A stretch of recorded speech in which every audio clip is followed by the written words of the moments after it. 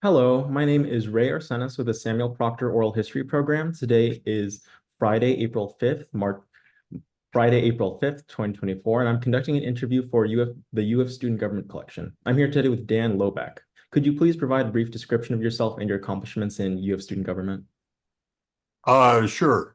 Thank you, Ray. As a matter of fact, when you emailed me this morning telling me you would ask about that, I said, gosh, it's been 50 years. I remember some of the big political things, but that was a long time ago. But you were kind enough to find a two-page spread in the Alligator that we published near the end of my term that I had mentioned to you, and just went over the 55 accomplishments that we listed there in that advertisement in the Alligator, which my political foes gave me hell about spending student money on, but wanted people to know what can happen when you have an honest regime with integrity. So let's spend the next 2 hours going through these 55 bullet points. I mean, the biggest thing, and I really lead for that with that in the article, is we interviewed 136 people for the cabinet positions appointed by the student body president. That was unheard of. Always before, the group leaders that won the election would handpick who got to serve in the cabinet, because that then gave them a title that would qualify them to be tapped into Blue Key to perpetuate that process. You get your people in the patronage positions, and then you get your kids, as they call them, at the time, only men. Shortly after that time that they let in women, I think actually in the year before I was elected. But we picked the best of the best. About half of them just happened to be from the fraternities that dominated campus politics, but a bunch of good independents too. So we accomplished a heck of a lot because our appointments were based on not on who you know, but who you are. And probably one theme, and again, it would really take a long time to go through this, but we accomplished a lot with regard to student economic power. We published a consumer guide, which I had done a couple years before on the cabinet, but put it on steroids when I was president and let people know where the good buys are around Gainesville. We used consumer power together to have programs to help people on bicycle repairs. We persuaded the phone company to let us pool our resources to eliminate deposits for phones, and expanded student health, um, provided bike repairs, a better business bureau, and just a whole long list of other things. And also, too, we tried to attend to the needs of the various groups on campus, all together, as a common cause to advance our education. But there were certain minority needs that were neglected, needs of women, expanded patrols on campus to try to combat against a rape crisis that was occurring at the time. And again, we could go into a lot of detail on that. Um, but we were just there to objectively do good. I mean, we had fun doing good, and it's part of people's lives that I think is slipping away all too much when we have so many ways to entertain ourselves at home. But getting together, among others, and pursuing common goals was a big thing for us at the time, and we took great satisfaction from that. Hopefully, others getting involved in student government will do that as well today. Yes, thank you so much for that. Sure. Describe your upbringing and what brought you to the University of Florida, and how did you get involved in the University of Florida student government? Yeah, well, thanks. I went to my first 2 years at what was then Palm Beach Junior College, called it Peanut Butter and Jelly College. It's now some sort of state college like they all are, and ran for student body president there. I had been something of a nerd in high school, but broke out of my shell and decided to have a different way of living, and ran for student body president. And that was an interesting campaign in and of itself. But there was no corrupt machine, to deal with, as I discovered occurred at UF. So I had that interest, and so at that time, Delta Chi fraternity did a rush in West Palm Beach, where I lived in that area, and recruited me to come with them. And they were known as the political fraternity. So they brought me into student government, even though I had that interest and that aspiration of someday running for student body president. Anyway, but they helped groom me and introduce me to that system. But I chose UF mainly because I wanted to be a lawyer. Figured better way to meet girls, if you're a lawyer.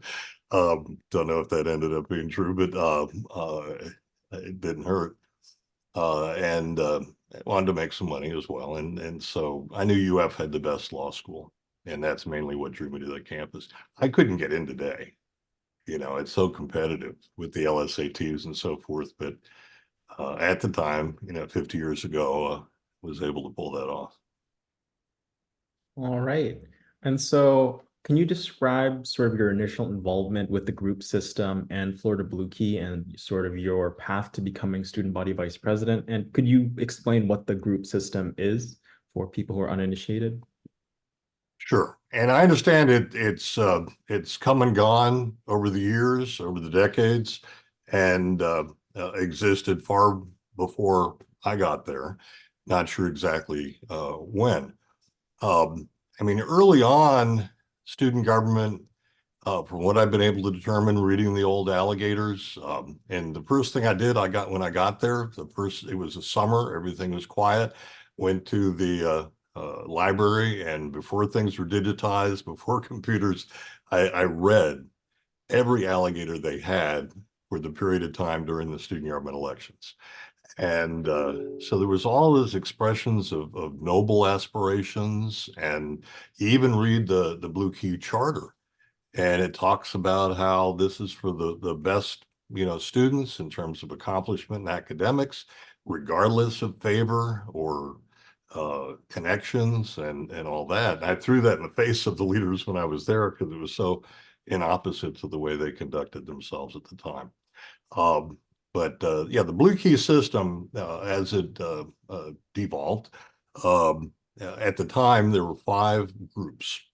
4 of them based on fraternities, one being independents, primarily political progressives backing George McGovern at the time, and they had some fraternity representation. I mean, some dorm representation also in that place.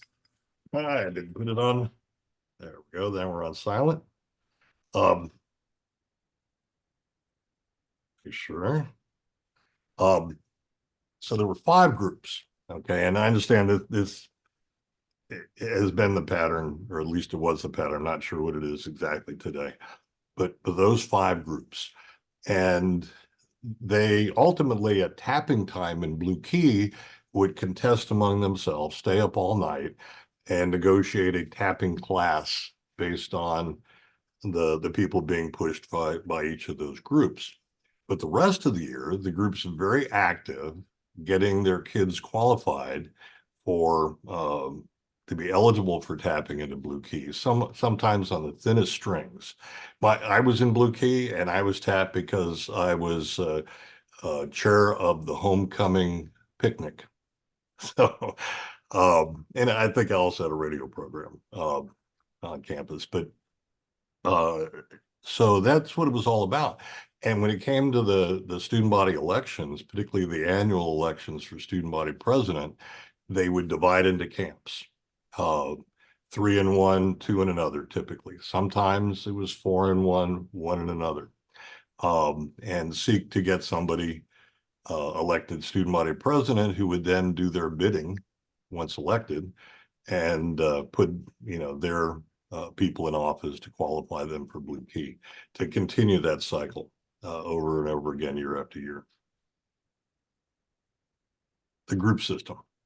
Yes. And could you describe sort of your entrance into this group system through Delta Chi and how you eventually became student body vice president?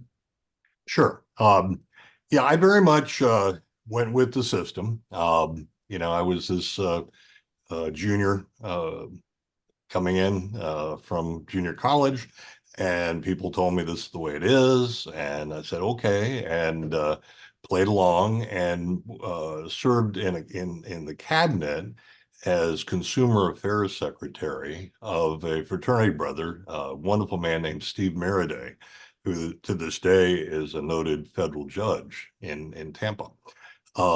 Brilliant guy. And I did the first consumer guide, and we had it put in front of every dorm room and every fraternity and sorority room, I think 2 days before the election, with my signature real big on it. Steve Mereday's signature, even bigger above mine. And so That's when I was running for student body vice president.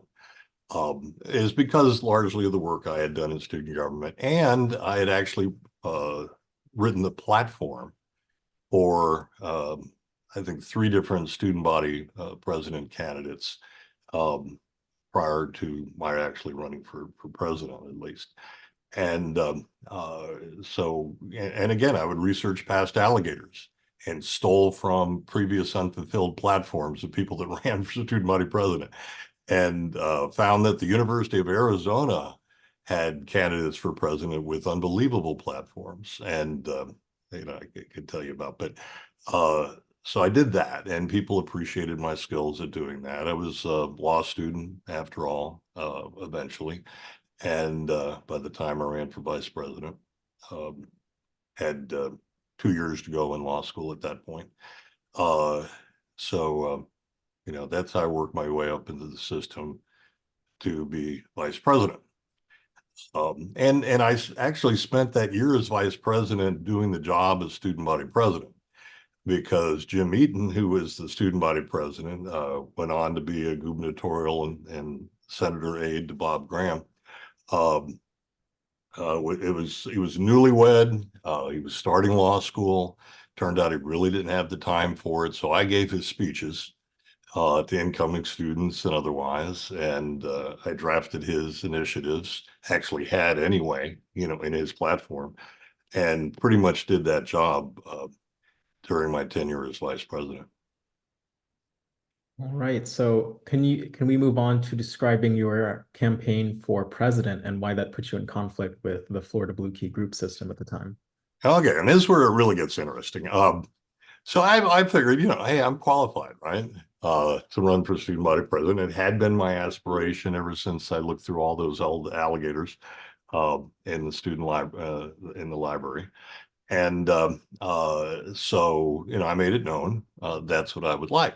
So I get called into this confab and am told, um, no, you can't be student body president because your fraternity brother is going to be homecoming chairman, the other big patronage appointment position. And we can't have, people in the same group, much less the first same fraternity, hold both of those positions. So sorry, and this is my last year of law school coming up, right? Um, so I thought about it, and it dawned on me the system was corrupt because it was denying me what I wanted to do. And the more I thought about it, eventually, this is damn corrupt. And you got to remember, this was 1976, as I recall, and not too far out from Watergate, right? And All the President's Men had become a popular movie with Robert Redford and others. And there's a scene in there where they reminisce about campus politics that Haldeman and Ehrlichman and others were involved in. And they talked about how corrupt that was. And they called it the dirty tricks that they committed on campus as rat effing. That it wasn't effing, but you can imagine. And this kind of thing goes on here because I had seen some dirty tricks as well in these campaigns. So I walked over to the alligator offices and um, asked to speak to the editor. And exposed this group system, and his jaw just dropped. And he said, "I want to hear more about this. Let's meet for lunch tomorrow, and you can tell me all about it." And we went, and he had a little green notepad, and he took copious notes, and they did a 3-part expose on the system. And the and it was at that time I announced I was going to run for student body president, and the paper openly endorsed me, right off the bat, and did this wonderful expose. Great journalism college to this day, and was quoting Blue Key leaders as saying Dan's making a terrible mistake. He's never going to get a job in Florida after this with a law firm or anywhere else, because they're all populated by Blue Key alumni who came up through this system. And he's going to be shunned. And didn't end up being the case. Just to jump to something else, when I was student body president, I boycotted a Blue Key banquet that was held in a segregated country club. No blacks, no Jews were allowed. And the paper made a big deal about that. Everybody was wearing "Don't Hire Dan" buttons. uh, but that's what it was all about. They were not happy in being exposed. But yeah, I don't know if that was responsive to your question or not, but sort of tempted me to riff on it. Yeah, so I'd like to learn a little more about how you won that campaign. So did you try to split off any of the groups to your side? Was it a clean campaign? You got the endorsement of the alligator at the time. So sort of what do you think allowed you to win and beat sort of the Florida Blue Key system? Sure. No, the group system was solid as a rock. I mean, no chipping away. It was even tough to be able to do things in my fraternity. Keep in mind they were the political house. They were tighter to this system than anybody else. Uh, but they let me have some organizing sessions in the house, and some other things. But they officially were my opponent. Um, but what I did is, first of all, endeavored to put together a ticket, because that's how campaigns are run. President and vice president are elected jointly. And so I ran around. First off, I asked this brilliant woman who was a leader in the student senate, super, super attractive, and very well spoken and very well regarded in the sororities, to be my running mate. And she agreed. And then a week or two later, she asked to meet with me and gave me the disappointing news that she had to withdraw. No reason given. She became homecoming queen. Keep in mind, Florida Blue Key runs homecoming, although I understand their role more very recently is being diminished in that. But and and I probably could have taken advantage of that guilt on her part, but I did not, because I was such an honorable guy. Even though she said some things that made me think I might. But so that was out. And so I went to Dan Gaffney. I don't know if you know the name, but he was a star football player at the time. Happens to be African American as well. And he wanted to run, but the athletic association would not let him. I guess it was too much a distraction from his football and academics. So then I went to the president of the Black Student Union, a guy named Lafayette Maxwell. Um, uh, Brilliant guy, so well spoken. Actually, he was a minister in his Baptist church, the Black Baptist Church, and president of the Black Student Union. And so he agreed to run. And so that started my ticket. And then I put together, filled the other positions, with treasurer, this brilliant CPA student, popular in her sorority, guy named Ken Greenberg, who actually bankrolled our campaign for traffic court chief justice. And who else? I think there was another position that I should remember. Sorry if he sees this, he or she sees it. Um, but it was a good group of people. And so, we just campaigned really hard, is what did it, and had a good platform. I wrote the platform for candidates for years. And just, went door to door. One of the things I think did it, honestly, is I went door to door with to every fraternity, every sorority at dinner time, because traditionally they would always allow people to come in and give speeches for various different things, and including candidates for student body president. And I would give a fiery speech. I'd walk in, at the time I was about 6 feet, and but I went out and bought these black platform shoes that were popular in the mid 70s with long bell bottom jeans, which were also popular. So I was just towering, right? And would walk in very confident and give this fiery speech about thinking for yourselves. You know, you shouldn't just do what you're told to do. This is too important for that. We can accomplish a lot together this next year, and things like of that sort. And it was well received. A lot of big applause, to the chagrin of the Blue Key leaders in each of those houses. And of course, campaigned in the dorms. Now my hair was long at the time, and I had a full beard. I wasn't trying to be a Christ figure or anything, but wanted to be cool and appeal to that electorate. And I was frankly lazy to go and cheap to go to the barber shop more than anything. But then in the dorms, they put around a flyer in all the dorms saying, because people, the students in the dorms tended to be a little more conservative than the progressives that lived off campus and smoked pot in their houses. Uh, and that's actually one thing I accomplished as vice president. Is I downgraded the penalty for smoking pot in the dorms, and made sure it wasn't a part of the permanent record. But and anyway, so uh, I was actually co-chair of students to reelect the president, Nixon, and didn't do much in that capacity, but I was asked to do it, being a registered Republican to this day. Sorry if that offends you, but so they put out this flyer door to door saying Dan Lobeck's not, the liberal he seems to be. He was president of students for Nixon, and I got tons of votes because of that, from what I'm told. So, um, anyway, we got into a runoff. There was a candidate from the Grassroots Party with a similar reform message to mine, but not a very organized and certainly not well-funded campaign. I mean, we had the whole thing. I mean, we had radio ads on the AM radio station.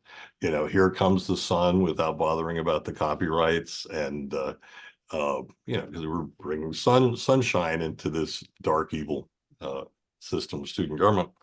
And so we got into the runoff, and we're campaigning and doing well. Frankly, they picked a somewhat weak candidate for their to lead their ticket. Not very well spoken, hadn't accomplished much. They claimed my victories, like eliminating mandatory linen service in the dorms, as something that their candidate had done. Total lie. But he didn't present himself all that well, and that was a factor, I think. Nice guy, real nice guy. He was student senate president, but anyway, we campaigned hard. Um, and then the night before the election, you want me to mention this now? Sure. It's the most interesting part of the story. We talked about the rat effing, that happened with the Nixon people during their college days. This is before cell phones, if you can imagine that. And we still were able to communicate somehow. I don't know, but they had walkie-talkies and this blue key machine, and they had their younger people in charge. And actually, the vice presidential candidate on the other side. Oh, and by the way, this is the first time in memory that Blue Key had all been on one side, and so they're all allied, against me and my running mates. And so they put together this plot and executed this plot to steal the alligators, the campus papers, because they knew they were going to have a big endorsement of me, which they did. And they didn't want students to see that on election day. And so they, with their walkie-talkies, went around in the dead of night after the early morning hours, I guess, after the papers were delivered. And it actually came out in the police investigation afterwards that the original plan was to hijack the trucks carrying the newspapers to Gainesville, but they got scared about that. And but anyway, so that they took all the papers and put them in dumpsters around town, and to deprive the students of seeing the endorsement. And so we found out about it early on, and I remember getting the call. Can you believe it? They stole the alligators. Uh, so we called the radio station, the AM radio station that everybody listened to, and told them about it. And they led with their news reports every half hour that the alligator had endorsed me and the papers were stolen. And my opponent is suspected of having, the supporters of my opponent were suspected of having done it. I don't think that ended up hurting us. And so we came into a victory, not a landslide, but a good healthy margin. And um, fun party that night at the Rathskeller. You still have the Rathskeller? I don't think so. No. Well, that was great. It was this funky little, dive bar right on campus. Been there forever, all wood and everything. But so that's how it came about. All right. And so what was the reaction from the Florida Blue Key system when you won? Were they panicking? They were obviously putting, Oh, they don't. wanted to co-opt me immediately, and that's how it works in the real world when there's a reformer that gets in. I've found, so they approached me about that. Oh, I don't want to neglect to mention that the student that was in charge of the alligator theft, the ATO class president, because his one of his fraternity brothers was running for vice president on the Blue Key ticket, organized all that. John Morgan, now the most successful attorney in Florida and probably the United States. So he didn't stay bad, at least as far as success is concerned. And all these records of all these students ended up getting wiped out, even though there's this big threat of jail time and all that for some of the key people at the time. But yeah, no, they tried to co-opt me and say, look, we can work something here, and maybe we can even let some of your people get tapped into Blue Key during the next tapping. But you just got to appoint our people to the cabinet. And this is actually my group. And so I don't know how many groups that represented, but that was the pitch. And I said, no, I'm not going to betray my principles. I might mention, my sense of principle in all this, as misguided as it might be sometimes, came from my father. He was a minister in the Salvation Army when I was a young child until we moved to Florida when I was about 6 from Vermont. And he left the ministry, which he loved, because they were trying to force him to preach against his convictions on the issue of backsliding, without going into all that. And he said, no, I'll be silent, but I'm not going to preach against my convictions and what my understanding of the gospel. And so throughout my life, I got that message from him. Do what's right. Don't be a sheep. Don't follow the crowd. And so I think that's been a good influence on me throughout. But so I rejected that opportunity to sell out my principles, and did what I said. We interviewed 136 people, appointed the best across the board, no matter where they came from. And then when tapping time came a year later, I had all of our cabinet officers submit resumes and apply to, not all of them, but those that wanted to apply to be tapped. And their kids got in, my people didn't, even the best of my people. And so for the next election, they actually ran my administrative assistant, no, and my senior, like chief of staff, whatever they called it, as student body president, a guy named Paulino. And and he was superstar, and they didn't tap him, or any of the other good people they should have. And And so he got elected student body president on the strength of the reputation that of our accomplishments. But he turned on them not long after that, after I gave a fiery speech to the student senate as the former student body president. I forget how I got away with doing that. And it just moved his heart. And so he stopped being part of that system. And but then they slipped back into control to some extent, but not to the extent they had before because of what I did with the alumni of Blue Key. Yes. Could you Talk talk about a bit? that.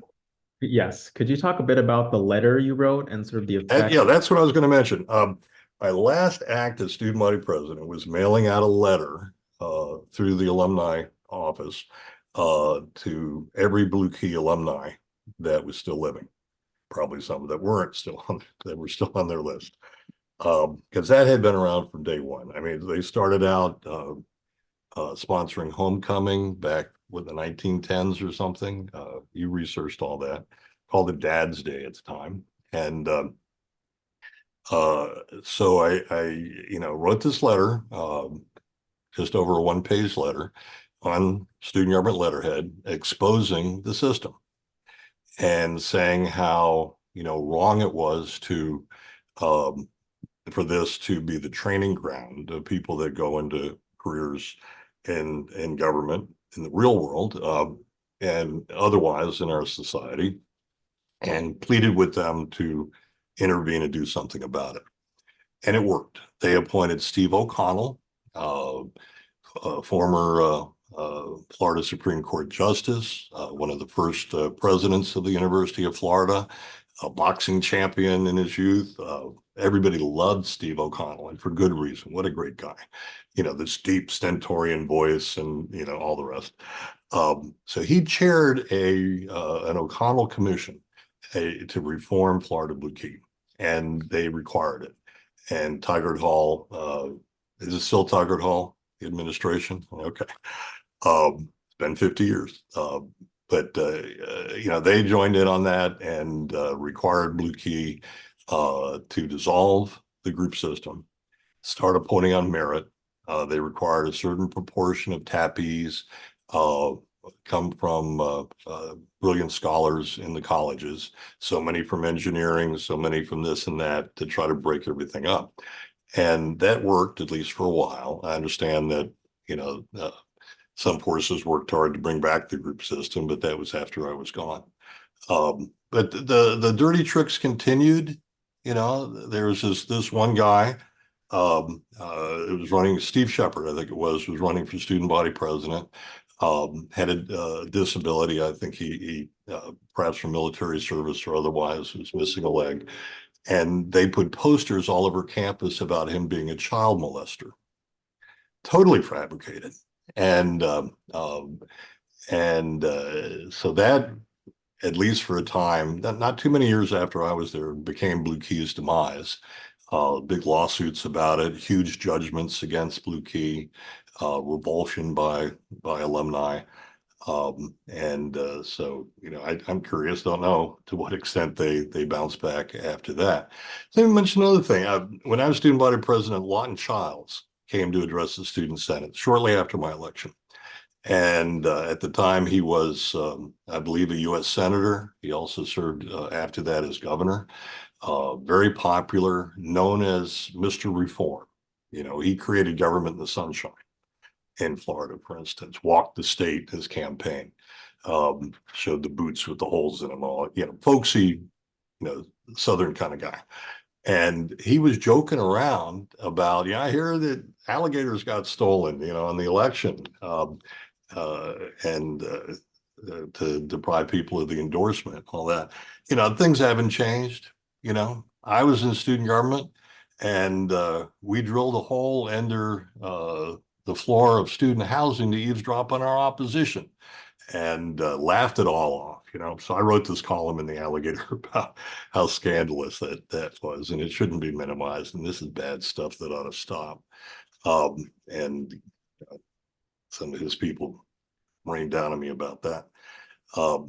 But so, that's what we tried to do. I think we accomplished substantial amount in terms of reforming things. But you know, it is what it is. Sometimes it's difficult to go up against backroom hidden forces that pull the strings on public policy that people don't even know about. Yeah. And you mentioned the defamation case. I believe the man's name was Charles Grabsky. I actually interviewed him for Is that his name? Okay, I mixed him up with Stephen Shepard then. All right. no worries. And then could you talk about the other sort of dirty tricks that Florida Blue Key would use at the time, whether it be against you or other people or that you've heard of? So you mentioned drilling holes, throwing away alligator newspapers, defamation. Do you know any other, I guess, interesting tactics they would do? Yeah, defamatory posters seems to be the go-to tactic that occurred over the years. I heard a lot about that. As a matter of fact, I kill myself because I can't find it. I had a big storage unit with all my, my mother went through the Great Depression and kept everything, and it's infected me, and so I had all this stuff in the storage unit until my wife uh, uh, threatened me and said, we can't be wasting the money. She's from China originally, and very much not about not wasting money. And so I went through everything that was in storage, some stuff in our little storage at our condo. But I was going back through stuff, and I could not find, because I know I kept them, the many, many letters I got from Blue Key alumni in response to the letter I sent out to them, talking about how this kind of thing has been going on for decades. This Blue Key system, the corruption, the dirty tricks, and just some horrifying stuff. And I may have given it to that student that was called a child molester, Joe Little, a law professor at the time, asked me for support for, and he used some stuff I did, an affidavit, for instance, in that litigation against Blue Key. I may have let him borrow it and never asked for it back. But so that showed me that this kind of thing has been going on for a long time, or had been. Hopefully not now. And then could you talk a little bit about race and gender in Florida Blue Key back then? So you mentioned running with the BSU president. You also mentioned that Blue Key at the time only just recently started taking on women. So was there like a lot of sexism or racism in sort of the group system at the time? Well, I mean, if you call women not allowed sexism, um, I mean, you got to remember, Blue Key had its roots in a time when women could not attend the University of Florida. They went to FSU, and it's still called the girls' school by some that consider that derogatory. But and students would drive back and forth between FSU and Gainesville to court, so it was a struggle for women to gain admission, and same thing on a racial basis. I don't know how much driving back and forth occurred on that, but so these were different times, and it was the South, and so Blue Key started during all that. And so it continued up to the time of the early to mid 70s when I was there. And it wasn't until I think 1975, just before I ran for student body president, that women were admitted into Florida Blue Key. A lot of pressure. Women's rights, were becoming more and more the thing. And so Blue Key succumbed to that. But they were never leaders, at least when I was there. All the group leaders were men. I remember when my Blue Key group supported a woman for student body president. Didn't win, but and it was actually three candidates that year. There was this big McGovern liberal, and there was this down home guy that ended up winning, Southern guy with the drawl, Tyree Boyer, and our candidate. And so our theme song was "Stuck in the Middle with You." We're the moderates, and but Tyree won, and a good guy and somewhat reform minded, but but he had the independent group, including the McGovernites, supporting him. But but yeah, they weren't allowed to have leadership roles. I'm sure that changed, over the years since then. It has been 50 years, but at the time it was a problem, certainly. Yeah. And you talked about the practice of groups sort of splitting up and supporting and backing different tickets for the presidency. Could you sort of explain why groups would do that and sort of the benefits and drawbacks that would come from supporting a winning or losing ticket? Yeah, well, it was fun, I guess. It was sport. And I suppose prior to my election, they could have all coalesced in one group. From reading, all of the alligators over the decades, I don't think I saw a time when there was an uncontested candidate for president or somebody that was virtually uncontested. But they used to have a big thing of joke candidates, which was just so delightful. There was this one guy in particular who was funny as heck. And but they would never get that many votes. Although one time surprisingly got a bunch, but it really always seemed there were two strong candidates, and it seemed reflective of the group system splitting. And when I was there, I was told something of the history that this is how it comes down, and great contentiousness between the groups, reflective of great rivalries between fraternities, um, which, is traditional.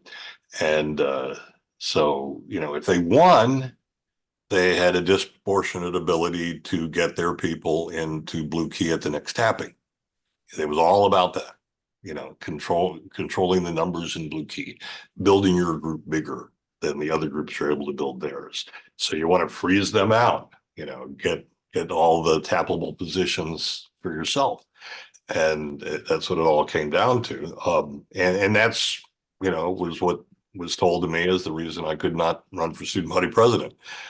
Can't have two patronage appointers from the same group or house. So I think it was mainly for the sport of it, to contest against each other, do what you could to win, even when it means crossing the line big time. So, you know, and it was training, and whether they consciously adopted this as training for the real world in politics or not, that's what it was. And so, and this was what it's like in the real world. So and unfortunately, I found that to be largely the case when I entered the real world after graduation. So, Yes. Before we move on to your post-graduation career, if you could go back in time, if you could go back in time, so, what would you have done differently? So the group system sort of continued to persist even after you left the University of Florida. Is there anything you think you could have done differently to sort of maybe prevent more corruption, or do you think, it's just the way it is? I would have dropped the nuclear bomb of the letter to the Blue Key alumni sooner than I did. In fact, I didn't mention it, but when I sent that out, the incoming, that might have been the outgoing, I don't know. But anyway, the student body treasurer got wind of it, part of the Blue Key system, and stopped the letters. As I recall, there was this rolling, mechanism where the stuffed envelopes were going to go out or getting stamped or something. He actually physically put a stop to that. I was in the mailroom at the time, and I wanted to see these things go out, and so he stopped it. And so I appealed to the student court. There was a chief justice, who frankly was a good guy, brilliant law student, and to get an order that they go out, and ended up settling with the other side where it would go out, but not on student government letterhead. And even though at the time it was like a few days less as student body president, and would be accompanied by a letter from my successor, Paul Lino, um, uh, very dispassionately saying that Dan Lobeck's doing this on his own, and This doesn't reflect the position of student government at this time. And it went out after I had officially left office, but it still had the impact that I wanted. So I would have done that sooner, when I could better control the situation, and tried to do it more under wraps, my own little dirty trick, maybe. Maybe that would have had a bigger, more timely impact had that occurred. Because of the alumni, honestly, were shocked. They didn't know this was going on. This departed from even the norms when they were on campus. Although the letters I got, showed that to some degree or another, a lot of them, were part of the system, or aware that these kind of things, particularly the dirty trick part of it, did occur. But it became so institutionalized in the mid 70s and maybe the late 60s. And from what I can tell, it really was, after the 60s, more into the 70s. And the 60s were more, the peace and love kind of thing. And my son, by the way, who's a junior at UF, I'd explain, and just joined the student senate from Delta Chi, my fraternity. Was fascinated by this whole thing, and he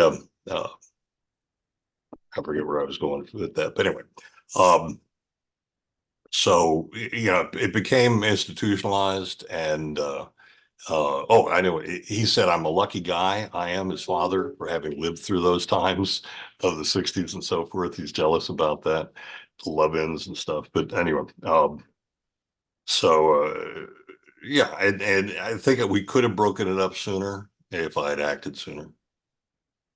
Yeah. And so you mentioned doing a lot of research and going through a lot of old alligator newspapers. Can you highlight some of the most interesting things you found sort of looking through the decades? Yeah, there's this one guy, and I'm trying to remember his name, and I got the guy that they call the child molester wrong, so I probably shouldn't attempt to even remember names at this point from back then. But there was this one guy, and Charles. His first name was Charles, and I'm almost grasping the second name. But anyway, he has served as student body president twice, with Oh, 1 year in between, and unbelievable the things he accomplished. He started the speakers program. Accent. You still have accent? Okay, good. He started it. Okay, not too many years before me, and he started the program that had some other catchy name, uh, uh, bringing musical groups to campus, which had not been a big thing. By the way, when I was student body president at my junior college, we brought in the Allman Brothers, and I had this great guy that was a freak, they called it at the time. And he went to the Atlanta Pop Festival, saw them before they were big, hired them for $2,000 to come play on our campus. They hit it big just before they were due to play at our campus. Tried to get out of the contract, but no. But anyway, so this Charles started that program as well. So and a lot of other stuff, and so I was really impressed with him, and always had hoped to have a chance to meet him to tell him that, and never did. And This other guy, Steve Ufelder. His son is now a big progressive activist in North Florida, and for the Democratic Party. But he was there during the campus riots and all that kind of thing, and I was very impressed with him as well. So I looked with a lot of respect, at the people that stepped up. I saw the corruption, but it really, in so many cases, was exceeded by people that rose to leadership, even through the group system, and accomplished great things. Once they took office. So I tried to resolve to do even better. If I had the chance, and probably spent too much time in the student union doing that. But I think it helped me, in my career and my life moving forward. yeah. So, moving on from the University of Florida, how did being student body president and sort of opposing Blue Key impact your life after graduating? And you mentioned going into state politics. So how was that transition like? Right. I graduated from law school and had not yet taken the Florida bar, and determined that I wanted to get a job in state government before started practicing law. And so I took a long time studying for the bar and worked as the aide to the state Senate Republican leader, wonderful guy named Ken Plant, Plante. And so I became his aide, and he gave me so much authority. I wrote bills, most of which didn't pass, like trying to open up criminal records at a campus because I wanted to find out what happened to the thieves of the paper. Didn't pass, and other things. And although marijuana arrests, I accomplished keeping those secret. I didn't want to touch that, but anyway, I learned a lot from Ken Plant, and then he left office because of a real burdensome financial disclosure law that got passed, and he was a very successful businessman. Didn't want his employees to know how rich he was, and he's passed recently. I can say this now, I guess. But so did that. Almost ran to succeed him, even though I was so young, but they had made a deal with the Democrats, the Republicans had, to let this office store owner take the seat. And so there was just a show candidate, the pizza store owner they put up against him. Um, so I did that, and then I moved over to the state agency that regulates condominium associations, condominiums, and became their chief policymaker, even though I was hired with a different job description, and wrote a lot of legislation then, and then got recruited. So, you talk about learning that things work the way campus politics work. When I was working for the senator, I found that 95% of the laws are written by special interests by the lobbyists to enrich their clients. And sometimes in ways that very much were against the public interest. And I remember being in this one lobbyist townhouse with lobbyists and some senators, House members, drafting legislation over pizza and beer. And I was just a fly on the wall, didn't participate in that. But this is how the cake gets baked. And so anyway, um, then I was in the agency, and the director of the agency died overnight. Brilliant guy that had been roommates with the governor, lawyer, died of a rare disease, African or Asian or something like that, some foreign country disease he caught in a pool. And very tragic. And so I took a standing job offer from a law firm in Fort Lauderdale in condominium law. I had shared the platform talking about new laws with the president of that law firm. And so I moved to Fort Lauderdale, started practicing law, and in my field, the women I was with at the time couldn't stand Fort Lauderdale and said, "We got to get out of here. Too crowded. Just don't like it." And so I searched the state, ended up in Sarasota, opened a branch office of that firm, and then ended up uh, starting my own law practice in 1987, 5 years later. But then, and I was president of the Young Republican Club. Remember me mentioning that. And we had just great meetings, 200 people attending. Every gubernatorial candidate that was Republican came and spoke. Got good cred from that. And so I got invited to the board of an environmental group, Save Our Bays. The Flash of Green is the book that was by John McDonald that was all about that group. And they were fading. All their members were getting so old, and they wanted young blood on the board. So I came in and they made me the spokesman. And the group was about controlling growth, balancing developers to protect the environment, our quality of life. And so I got really into that and found that behind the scenes, the developers were pulling the strings of the county commissioners. And that system got more and more institutionalized over the years. To the point now where the developers handpick county commissioners, give them blatant instructions on how to vote. A lot of good evidence to that. The papers won't expose it. I miss the alligator. And that's how things are done. So now I'm president of a group called Control Growth Now, controlgrowthnow.org, if anybody wants to Google it. And we carry on that fight to advance the public interest against the backroom control and dirty tricks of the development interests. Yeah. So, in this entire process, did coming out against Florida Blue Key sort of hinder your career at all? Was it sort of like a block or an obstacle that sort of Blue Key was saying it was going to be? No, not at all. I mean, maybe 20 years before, when everybody graduated from the University of Florida except the women from FSU. But no, things were dispersed enough. The university system had proliferated, I think 9 universities at the time. And on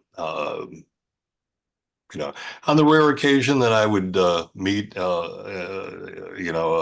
somebody that had been with Blue Key, they respected what I had done, if they knew about it. And frankly, even some of the people in the system when I was there uh, were very friendly to me after that. And it's like after World War I or World War II, you hear these stories about the German and English soldiers having a beer together, and um, we had gone through something that shaped our lives. It may have been on opposite sides, but we have comparable memories and experiences to bring from that. So it never ever was an impediment.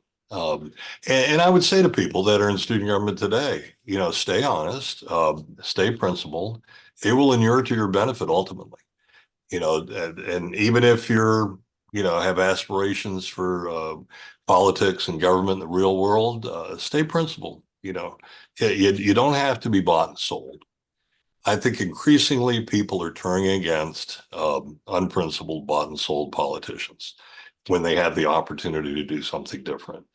And it may be odd to say, but here we are in 2024, looking at a rerun of Trump and Biden.